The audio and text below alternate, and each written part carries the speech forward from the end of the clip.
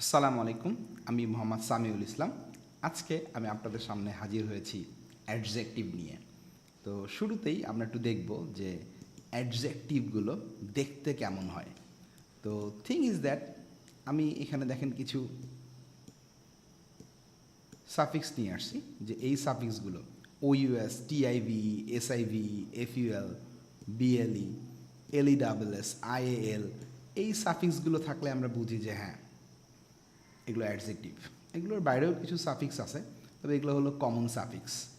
তো এর বাইরে একটা স্পেশাল ব্যাপার নিয়ে আমরা খুবই চিন্তিত থাকি, সেটা হলো যে এল ওয়াই থাকলে কি হবে। এল ওয়াই থাকলে কি অ্যাডজেক্টিভ হবে নাকি এল ওয়াই থাকলে অ্যাডভার্ব হবে। আমরা একটা বহুল প্রচলিত ধারণা যে এল ওয়াই থাকলেই অ্যাডভার্ব হয়, কিন্তু না। আমরা যদি নাউনের শেষে এল ওয়াই যোগ করি তাহলে সেটা কিন্তু অ্যাডজেক্টিভ হয়ে যায়। নাউনের শেষে এল ওয়াই যোগ করলে সেটা অ্যাডজেক্টিভ হয়ে যাবে। যেমন এখানে দেখেন আমি বলছি ম্যানলি, ম্যানটা নাউন ছিল আর এল ওয়াই যোগ করে ম্যানলিটা হয়েছে অ্যাডজেক্টিভ। একই রকমভাবে ফ্রেন্ডটা নাউন ছিল, ফ্রেন্ডের সাথে এল ওয়াই যোগ করে ফ্রেন্ডলিটা হয়েছে অ্যাডজেক্টিভ। তবে হ্যাঁ, অ্যাডজেক্টিভের সাথে আমরা যদি এল ওয়াই যোগ করি তাহলে আমরা কি পাবো? অ্যাডভার্ব পাবো।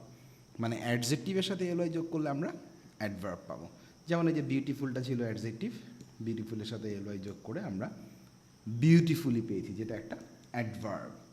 আবার পজিটিভ একটা অ্যাডজেক্টিভ ছিল, পজিটিভের সাথে এল ওয়াই যোগ করে আমরা পজিটিভলি পেয়েছি, এইটা হলো একটা অ্যাডভার্ব।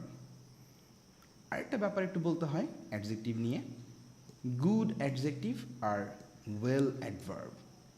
এইটা আমরা অনেক সময় ভুলটুল করি আর কি, এই জন্য বলে দিলাম যে গুড শব্দটা হলো অ্যাডজেক্টিভ সেম মিনিংয়ের, ওয়েল শব্দটা হলো অ্যাডভার্ব।